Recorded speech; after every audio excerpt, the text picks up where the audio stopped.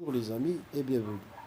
Bon, on a débuté avec, c'est-à-dire le module civilisation, on a entamé avec une série de cours qui sont très, je dirais, qui sont nombreux, hein, nombreux, je crois plus de 20, c'est-à-dire par rapport aux deux semestres, et ils étaient vraiment riches d'informations et de culture est bénéfique. On a résumé dans les cours, on a donné l'essentiel, on a lu ce qu'on a pu lire, on a délaissé ce qu'on on peut pas, je dirais, lire et, pour ne pas gaspiller trop de temps. Aujourd'hui, on va terminer et clôturer le module de civilisation avec la Première Guerre mondiale et la Deuxième Guerre mondiale. Bon, excusez-moi si ma voix et la prononciation, vous la trouvez un peu, je dirais, rude ou bien, je dirais, euh, comment dirais-je, non adéquate ou bien n'est pas parfaite. Je m'excuse parce que j'ai mal à la gorge. Vous savez bien que c'est très fatigant. Voilà. Je fais de mon mieux et j'espère que vous appréciez ce travail. Je vous conseille de partager et de laisser un j'aime ou bien un commentaire. Très important, c'est très important d'écrire et de commenter, même en arabe, c'est pas grave. Le but, voilà, comme on a dit tout à l'heure, pardon, comme on a dit comme d'habitude, l'apprentissage et voilà. Bon, aujourd'hui, maintenant, on va commencer avec la Première Guerre mondiale, d'accord? Je vous ai ramené des résumés très essentiels et si vous arrivez à les mémoriser, vous arrivez à digérer et comprendre et assimiler, si on peut dire, et voilà, comprendre et saisir les deux guerres. Je vous donne, ou bien je vous présente le noyau, ou bien le fruit que vous devez connaître, comprendre et, par rapport à ces deux guerres, l'essentiel de ce qu'on appelle l'essentiel de l'essentiel. D'accord? Voilà, attendez une minute. Maintenant, la Première Guerre mondiale, j'espère que l'écriture, elle est lisible. Bon, cette période, ou bien cette guerre, elle débute de 14 à 18. C'est pour ça qu'on dit la guerre 14-18, d'accord? Déroulement, vous avez la mise en situation, quelles sont les guerres que le monde a connues? Ça, c'est une question, d'accord? Bon, on va passer à l'introduction. Bon, cette guerre qui était en début européenne a vu ensuite la participation de tout, je dirais, le continent, voire les pays, une guerre de telle, je dirais, envergure qu'elle peut être et avoir des causes, je dirais, phénoménales, si on peut ajouter, et à déclencher, et ces à causes sont des, bien sûr, je dirais, lointaines. Elles avaient des causes c'est-à-dire lointaine et aussi voilà. Sur le plan économique, voilà l'hégémonie je dirais, euh, du continent européen se faisait sentir, si on peut dire, par ses capitaux ou bien et pour ses armes, c'est-à-dire que le continent a été dans une phase, je dirais, vraiment de décadence est faible et l'Allemagne industrialise avait l'avance sur les autres pays. Bon, qu'est-ce que ça veut dire? Dans cette période, il faut savoir que entre l'Allemagne et les pays européens, euh, bon, d'abord les pays européens, il y avait une doctrine contre l'Allemagne. L'Allemagne était très, je dirais, euh, comment dirais-je, réservée. Elle avait des capitaux, hein, des capitaux, et ces capitaux étaient, je dirais, plus que les d'autres pays européens, et elle s'intéressait à, c'est-à-dire à moderniser son armement, son industriel, je dirais, son industriel, bien sûr, et son économie, etc. Alors, qu'est-ce qu'elle va? Elle va produire trop et énormément de produits s'est lancée ici. L'Allemagne industrialisée de l'avance sur les autres pays de l'Europe. Cette avance, l'Allemagne se manifestait aussi par la conquête bon, la première, je dirais, manifestation, je dirais, si on peut dire, de l'Allemagne, elle porte le nom des conquêtes des bouchers. L'industrie produit énormément et beaucoup, où il fallait chercher un moyen pour, je dirais, commercialiser les produits allemands. Hein. Alors, elle était dans un état, terrible et difficile, face à un grand géant qui est l'Angleterre, l'Angleterre était considérée comme le premier pays au monde qui produit énormément. Et face à l'Allemagne, alors, et aussi, il faut noter que l'Angleterre, elle possédait aussi la première flotte mondiale. Et alors, les deux, ils étaient dans une rivalité vraiment inédite, si on peut dire. Maintenant, si on peut dire, attendez une minute. Euh, voilà. Maintenant, un des causes, je dirais, on a parlé des causes, je crois, économiques, hein, plan économique. Maintenant, les causes sur le plan politique. Bon, et la cause, elle était, c'est-à-dire sur le plan politique, hein. Pardon pour l'écriture, parce que c'est une écriture, je dirais, qui est à la hâte, hein, à la hâte, donc j'avais pas le temps pour c'est-à-dire perfectionner votre écriture. Mais l'essentiel, je pense que vous comprenez la voix et vous entendez bien. Bon, les causes politiques, on cite que un des causes était, c'est dire aussi euh, la France, elle revendique ces terres prises par l'Allemagne pendant, je dirais, l'empire, on appelle l'empire, je crois, de Prusse, l'empire de Prusse. Euh, les terres Lausanne, Lorraine et l'Alsace et Lorraine, qui étaient sous la domination de l'Allemagne depuis le temps de l'Empire Prusse, pardon, c'est pas russe. Et puis vous avez un autre événement, bien une autre, c'est-à-dire, oui, événement. L'Angleterre voyait aussi ses intérêts menacés dans les Balkans. Les Balkans. Bon, pour celui qui ne connaisse pas les Balkans, ce sont, je dirais, la Géorgie, hein, euh, la Roumanie, la Bulgarie, Macédoine, Monténégro, etc. Il y a la Turquie aussi. Dans cette période, tout ça, ces pays, ce sont qui correspondent ou bien représentent les Balkans. Alors, l'Angleterre avait des intérêts dans ces lieux. La Première Guerre mondiale, attendez une minute. Non, ça c'est, voilà, intérêt. Voilà, c'est la même, mais elle est illisible, d'accord? Très bien. Ah, bon, on va passer. On a dit quoi? On a dit que l'Angleterre, voilà, en bas, l'Angleterre voyait aussi ses intérêts menacés dans les Balkans, d'accord? Maintenant, la deuxième page, à gauche, et cela qui va pousser les pays d'Europe à aller dans, je dirais, un système, bien procéder à un système qu'on appelle le système d'alliance. Et on va avoir ce qu'on appelle la naissance des deux blocs, la triple alliance et la triple entente. La triple alliance régnée ou bien désignée par l'Allemagne, l'Autriche, la Hongrie et l'Italie. Bien, et deux, vous avez la triple entente où vous avez la France, l'Angleterre et Russie. D'accord? Ces deux blocs vont, je dirais, nourrir le sentiment de haine et de vengeance et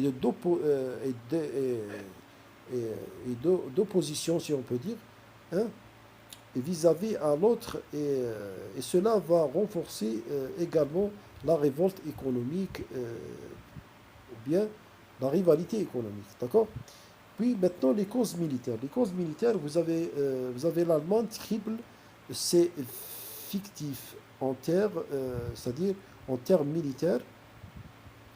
Elle précède également à élargir et développer une grande flotte pour rivaliser les flottes bien, c'est-à-dire avancer ou bien avoir un avance euh, sur les Anglais. D'autre part, la France adopte une nouvelle législation, une nouvelle loi. Elle exige que le service militaire qui passe de 2 ans à 3 ans, d'accord? Et puis, et bien sûr, cela par rapport à, à la triple alliance, les deux, c'est-à-dire vivaient une situation, ou bien, comment dirais-je, dont vivaient ce qu'on appelle une situation, on peut dire, des fois on oublie le mot, c'est-à-dire par rapport aux deux tripes, dans cette situation, ils sont en situation, je dirais, de préparation en guerre, d'accord? Et bien sûr, les choses qui vivent par la suite, c'est l'élément déclencheur, sont les causes immédiates. Bon, au moins on a cité, bon, juste pour ne pas vous perdre avec moi, on a débuté avec le plan économique, vous le voyez maintenant, hein. Attendez, je vais utiliser le stylo pour que vous arriviez à me suivre. On a dit le plan économique, hein, le plan politique, hein,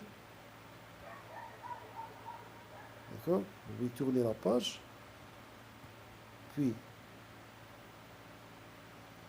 vous avez le plan militaire.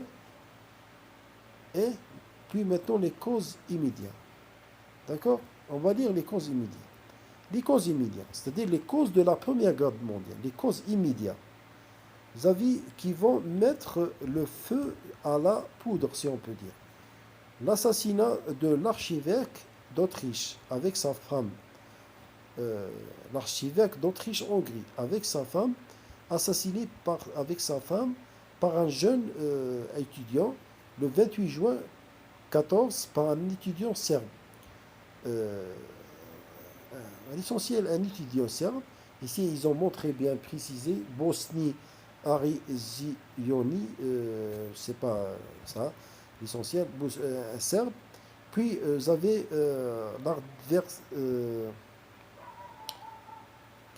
l'archevêque du nom de Ferdinand, bien François Ferdinand. C'est un assassinat qui est, je dirais, considéré comme le déclenchement de la Première Guerre mondiale, d'accord, le 30 juillet. Après, vous avez un autre événement, l'Autriche lance un ultimatum à la Serbie. Qu'est-ce que ça veut dire un ultimatum? Bon, un ultimatum, c'est-à-dire, il vous donne une période, hein, pour vous réviser vos idées, hein, pour aussi prendre la meilleure décision. Hein, sinon, ils vont vous attaquer, ils vont vous anéantir. C'est ça un ultimatum.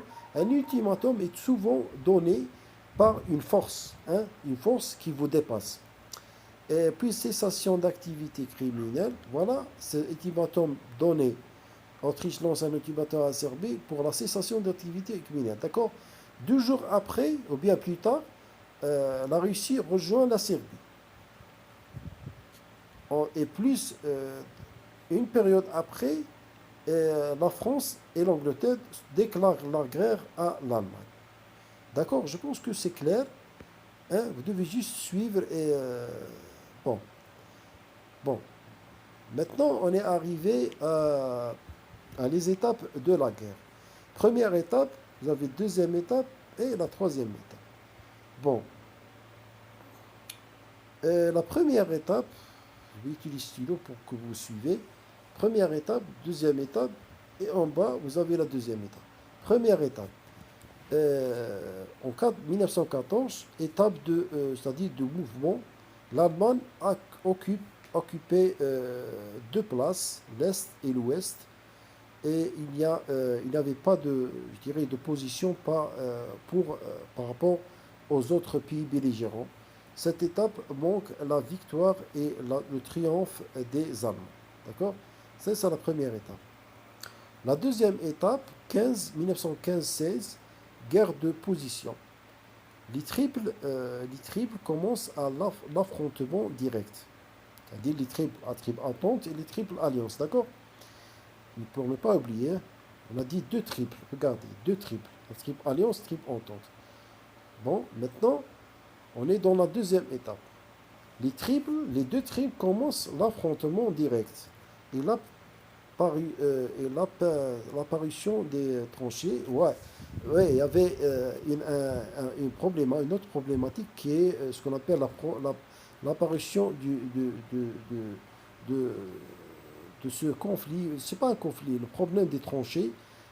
Qu'est-ce que ça veut dire? Que les, euh, les soldats refusent c'est-à-dire de creuser des tranchées par rapport à plusieurs choses. Il y avait des soldats qui étaient, je dirais, contre la guerre, aussi le climat qui était dur, le froid, aussi le manque, je dirais, aussi de nourriture. Ce sont des causes qui sont réunies dans le soldat. Alors, ils n'acceptaient pas, ils ont refusé le creuse, le creusement ou bien la creusée des tranchées. Rapport de force, c'était un rapport de force équilibre entre les deux triples. Puis vous avez la troisième étape, 17-18.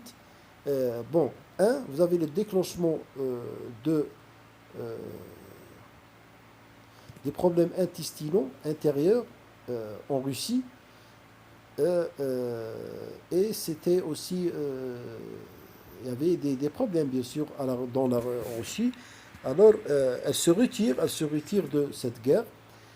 Et aussi, c'est avéré que c'était les prémices de ce qu'on appelle la révolution russe. Deux, vous avez l'Allemagne attaque les bateaux américains qui viennent pour alimenter les belligérants, euh, je dirais, les belligérants, voilà. Un des belligérants, c'est pas les deux, parce qu'il ne vient pas pour c'est-à-dire, comment dirais-je, on a dit tout à l'heure, les deux triples, elle ne vient pas pour alimenter les Allemands et l'Autriche, les États-Unis, elle venait pour alimenter la triple entente, c'est pas la triple alliance. C'est très important de comprendre ça. Alors, les Allemands ont attaqué les bateaux américains, et comme ça, les Américains, ils sont trouvés dans une position, je veux dire, euh, de rentrer, ou bien c'est-à-dire de choisir un camp, le camp, je dirais, de la triple entente, euh,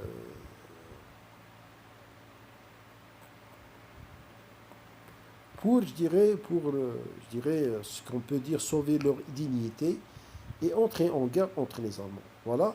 Le 11 novembre 1914, Guillaume II signe l'armistice, pardon, l'arrêt provisoire de la guerre. C'est ça l'armistice, signé par Guillaume II. Puis en haut, le 28 juin 14, c'est-à-dire un traité de paix, signement de premier traité de paix, j'ai oublié d'écrire premier traité de paix, signé en France, à Versailles, qui contenait, ou bien qui comprend des clauses. Un des clauses, je dirais plusieurs clauses. La première clause était une clause territoriale, si on peut dire, la revendication de la France à l'Alsace et la Lorraine, et voilà, et les deux villes déjà annexées pouvaient, par l'Allemagne, bon, l'essentiel, tout qui a été pris par l'Allemagne doit être, c'est-à-dire euh, retourné à ses propriétaires. Ça, c'est l'une des conditions. Demande à l'Allemagne de payer une somme de 132 milliards de marques en or, considérée comme la cause, c'est-à-dire l'Allemagne a été la cause de la guerre et principal responsable. Puis la fermeture de toutes les usines d'armement allemands définitive. Et il se dispose seulement, voilà, une exigence pour l'Allemagne de se disposer seulement de 500 000 soldats pour l'ordre, c'est-à-dire pour maintenir l'ordre à l'intérieur de l'Allemagne. Et puis le fondement, à la fin, il y a une... ça, c'est les exigences, c'est-à-dire faites, ou bien données, ou bien des clauses faites, signées dans ce traité, qui sont c'est-à-dire, on peut dire, des ordres donnés à l'Allemagne. Alors, voilà. Et puis, il y a le fondement de la Société des Nations qui joue un rôle primordial pour la pour la préservation de la stabilité et la sécurité mondiale, soi-disant. Et puis les conséquences, à la fin on arrive à les conséquences, vous avez la perte humaine, une guerre qui a duré seulement 4 ans, c'était la première guerre, mais qui a coûté la perte de 10 millions de soldats, 10 millions d'êtres humains de vie. Début de la guerre, c'était 28 juin 14 et la fin, c'était 28 juin 18. Un des causes, je dirais, parmi le bilan, on peut le citer, vous avez des ponts détruits, des villes rasées, voilà, des vies anéanties, des terres brûlées, une pénurie sauvage, une pénurie, comment dirais-je, intense dans tous les domaines, dans tout la nourriture, voilà, tout était anéanti, le bétail n'existe pas, même, c'est-à-dire, euh, même, même, c'est-à-dire, il n'y a pas de végétation ni rien. Bon, sans évoquer au niveau de l'Afrique, c'est pas nécessaire. C'est ça, c'est-à-dire le nécessaire par rapport à la Première Guerre mondiale que vous devez, c'est-à-dire retenir. Je suis en train de vous zoomer, hein, je pense que c'est lisible. C'est à vous de voir et revoir. Et comme ça, vous arrivez à digérer sans lire, sans prendre le PDF, ou bien le cours donné par le professeur. Ici, vous trouvez tout par rapport à la Première Guerre mondiale. Merci de votre attention et en passant maintenant à la Deuxième Guerre mondiale. Bon, la Deuxième Guerre mondiale, c'est un événement qui vient, c'est-à-dire qui débute en 1939 jusqu'à 1945, un événement sanglant, hein, un événement terrible qui a coûté, je dirais même, coûté des millions de vies, qui a anéanti des économies, des villes, des terres, des routes, euh, et qu'aussi, il y a aussi, il possède, je dirais, deux facettes. Mais ce qui est triste, c'est que la vie de l'homme n'a pas de prix, même s'il y avait euh, des inventions, des créations, etc. Mais ça n'a rien à voir avec la vie de l'homme. Euh, bon, on va avoir, bon, on va entrer directement. Bon, l'incapacité de la société de nations de préserver la stabilité et la sécurité internationale qui contribue énormément au déclenchement de la Seconde Guerre mondiale. C'est bien que la société des nations, c'était une idée, hein, pendant la Première Guerre mondiale, évoquée dans les clauses faites dans le pacte, bien le traité signé à Versailles, de former ce qu'on appelle une société de nations qui comprend des soldats et comment dirais-je, une armée pour défendre les pays faibles et préserver la stabilité. Mais c'était juste une idée sur le papier, elle n'a pas pris, je dirais, le côté pratique. Et, et voilà, c'est ridiculisé, si on peut dire, par les grands pays comme la Russie, comme l'Allemagne, etc. Introduction, l'attaque de l'Allemagne contre la Pologne dès le septembre 1939 déclenche la Seconde Guerre mondiale. C'était un des causes. Celle-ci commence en Europe, va s'étendre sur d'autres continents et aura des conséquences très, je dirais, très importantes, ou bien primordiales. La cause de la Deuxième Guerre mondiale.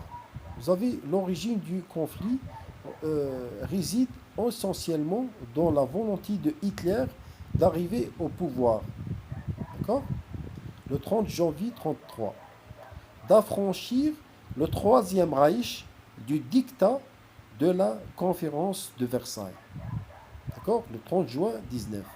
et de mener et demeurer, bien de dominer le monde. Et puis après avoir rétabli le service militaire par Hitler, bien sûr, en 1939, pour disposer d'une puissante armée qui porte le nom de l'armée de Wehrmacht. Hitler, euh, comment dirais-je, il va remilitariser la rive gauche de Rhin, hein, en 1936, puis annexe l'Autriche en 12 mars 1938. Une partie de la Tchécoslovaquie en septembre 1938. Et puis vient le traité, ce qu'on appelle le traité de Munich. Ça y est, la conférence de Munich qui aura lieu en septembre 1938, instrumentalisée par Hitler, qui lui donne raison à lui et à la France, à lui, et le donne d'autres, je dirais, libertés de faire ce qu'il veut. Et la France, avec l'Angleterre, ne peut s'intervenir sur cette conférence. Ils sont figés, hein? Ils sont bouche bée, ils sont restés bouche bée, ils ne peuvent pas parce qu'ils sont faibles. Et comme ça, Hitler, je dirais, poursuivait sa politique d'agression et aussi il va s'emparer du reste de la Tchécoslovaquie avec l'Italie, l'Angleterre, l'Italie, avec l'Italie. L'Angleterre poursuit sa politique et son avancement, d'accord? Non, c'est pas l'Allemagne.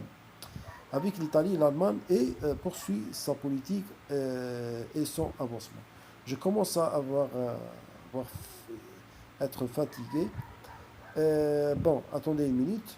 Maintenant, la deuxième page. Où est la deuxième page? Voilà. Voilà la deuxième page. Attendez une minute. À gauche, la renaissance bien la reconnaissance de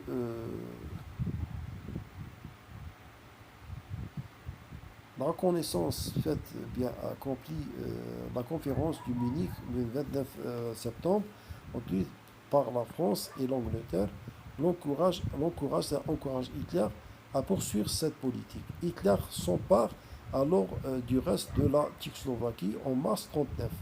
S'assure l'appui bien sûr, par l'appui de l'Italie en mai 1939, il obtient la neutralité de l'URSS. Regardez, il arrive à neutraliser, c'est-à-dire les soviets, avec la signature. Il va signer avec les soviets, ils vont signer avec les Allemands ce qu'on appelle le pacte germano-soviétique. Quand c'était en 23 août 1939. Puis vient l'affaire du corridor de Danzig. Parce que le corridor Danzig, il est considéré comme un prétexte de déclenchement de la Deuxième Guerre. Pour alors servir de prétexte au déclenchement d'un conflit. Et le 1er septembre 1939, les troupes allemandes entrent en Pologne. Ah, ça c'est la guerre. Maintenant, il commence la guerre. Les deux, hein, c'est-à-dire le corridor Danzig et aussi l'entrée des Allemands en Pologne. Et le 3 septembre 1939, la France et l'Angleterre déclarent la guerre à l'Allemagne. Ainsi commence la Deuxième Guerre mondiale qui a l'origine européenne et embrasse le monde, le monde avec l'entrée en guerre du Japon et des États-Unis. D'accord? Maintenant, vous avez les étapes de la Seconde Guerre mondiale. Bon, par rapport aux étapes, je ne sais pas si vous vous rappelez de la dernière fois, par rapport aux Première Guerre mondiale, on a dit on a deux triples, n'est-ce pas? La triple entente, la triple alliance, d'accord? Mais par rapport aux Deuxième Guerre, on n'a pas des triples, ça y est. Par rapport aux triples, il faut oublier ça. Maintenant, on travaille avec, on va évoquer ce qu'on appelle l'axe. L'axe et les alliés. Première guerre, on a cité ce qu'on appelle deux triples, triple entente, triple alliance. Maintenant, on cite ce qu'on appelle les axes et alliés. L'affaire, la rivalité entre axes et alliés. Parce que les termes changent, c'est par rapport, je dirais, aux historiens. Voilà, c'est eux qui ont créé et opté par ces noms. On vite, bon.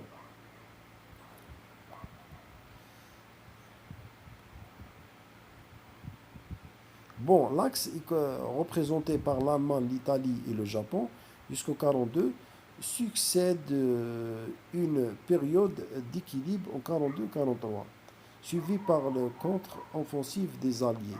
Angleterre, France, États-Unis, URSS en 43. Les Alliés se barrent la route, ou bien ils vont barrer la route devant l'avancement de les Allemands. Hein? Maintenant, ça y est, je vais répéter. On a Axe et alliés. D'accord? Axe et alliés. Il y a une rivalité. Qu'est-ce qu'ils vont faire Max, qu'est-ce qu'il va faire? Il va barrer la route, euh, ou bien, pardon, c'est pas l'Axe, les Alliés. Les Alliés, ils vont barrer la route contre les Allemands, contre l'Axe, d'accord?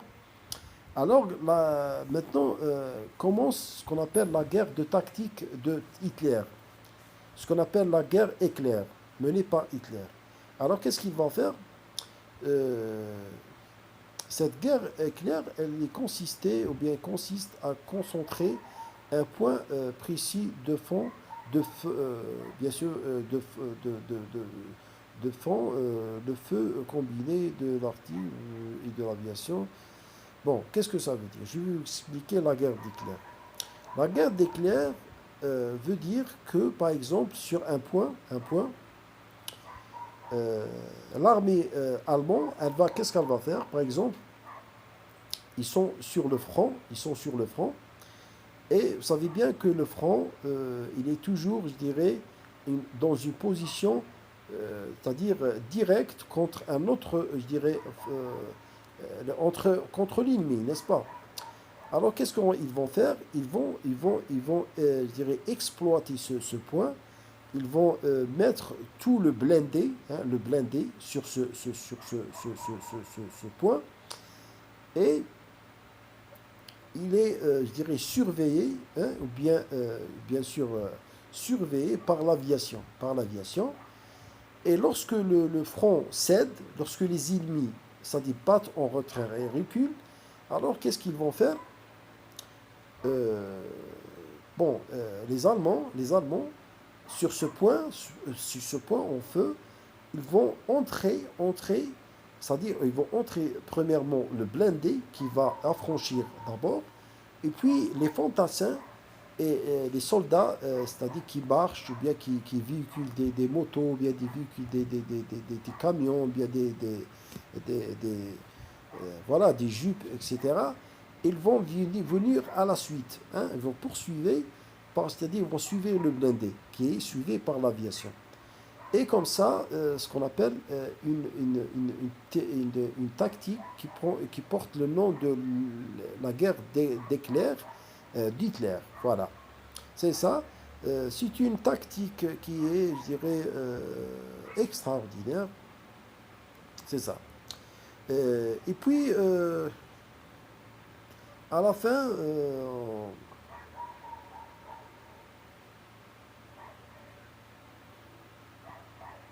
dans cette période, la France, elle est divisée en deux. Elle est divisée en deux. Elle est divisée en deux, c'est-à-dire elle n'est pas gouvernée. Elle est divisée en deux. La France coupée en deux dans cette période. Elle est gouvernée par, je dirais, par le gouvernement du maréchal Pétain, qui va signer une armistice, c'est-à-dire l'arrêt provisoire et des hostilités, d'accord? Et, entre-temps, le sous-secrétaire d'État général de Gaulle, présent dans ce moment exactement en Angleterre, il va diffuser un discours sur la chaîne de, je crois, BBC 1 je dirais, pour les Français, pour les apaiser et pour aussi leur demander d'être, je dirais, euh, d'être, comment dirais, courageux et de poursuivre leur combat. Voilà. Et puis, en 7 octobre 41, par surprise, les Allemands attaquent le port de Pearl Harbor. Hein. La flotte américaine et je dirais, président Truman se voient de préparer son armée à la guerre, et aussi l'Allemagne. Euh, Et d'un autre côté, l'Allemagne tourne vers la Russie, elle bombarde aussi la Russie dans une nouvelle attaque et les Russies se voient obligés de battre en retraite et se retirer vers la Sibérie. Et l'entrée en guerre des États-Unis et le Japon, c'est dans ce cas la guerre, elle devient mondiale carrément. D'accord? Et en Afrique exactement, entre deux généraux, le général Rommel, hein, qui incarne, bien, qui représente l'Allemagne, et le général Montgomery, qui représente les États-Unis, sont en rivalité et la concurrence dans la guerre prend un aspect large et très sanglant. Voilà. Maintenant, les conséquences. Les conséquences. Les conséquences, d'abord, vous avez les conséquences hors d'Afrique. Le bilan de la guerre est très lourd. On parle, ou bien, un plan humain, sur le plan humain, il y a près de 60 millions de morts et 40 millions, juste c'est en Europe, 40 millions de vies perdues en Europe et l'extermination de 6 millions de juifs. 2. Sur le plan économique, même si la guerre a été à l'origine de très grands progrès scientifiques, inventions, créations, domaine de l'aviation, des fusils, par exemple, le pénicilline, elle a, elle a entravé ou bien elle a entraîné de lourdes pertes militaires, un endettement, une économie à reconstruire. Sur le plan politique, assister à la naissance de deux blocs autour des États-Unis et de l'URSS, c'est-à-dire un nouveau monde qui vient de naître, la division de l'Allemagne en deux pays. Vous avez la République fédérale de l'Allemagne, RFA, République fédérale de l'Allemagne, capitale Bonn, et vous avez la République démocratique de l'Allemagne, capitale Berne, RDA, et on verra la naissance de ce qu'on appelle la création de l'ONU en 1945. Les conséquences en Afrique et au Sénégal, j'ai opté pour le Sénégal parce que le Sénégal et même les pays maghrébins, le Congo, le Mali, le Tchad, les Ivoiriens, les Sénégalais, les Mauritaniens, si on peut dire, ils ont payé un lourd, je dirais, comment dirais-je, un lourd prix dans cette guerre, par des humains, par des vies, le bétail, la nourriture, les produits de nécessité, l'eau, même l'eau, ils ont pris même l'eau. L'Afrique a participé à la Deuxième Guerre mondiale. Elle a, je dirais, contribué énormément dans, dans ce champ de bataille et on envoyé des soldats au front. Je dirais, sur le plan économique, l'Afrique a subi de lourdes pertes humaines et matérielles, mais la conséquence était, je dirais, vraiment terrifiante. Bon. Et sans oublier, je dirais, à la fin, on ne doit pas oublier, je dirais, euh, on a dit, c'est pas le débarquement, mais le débarquement, oui, c'est pas l'embarquement, le débarquement du Normandie, c'est très important de l'évoquer. Bon, c'était le 6 juin 1945.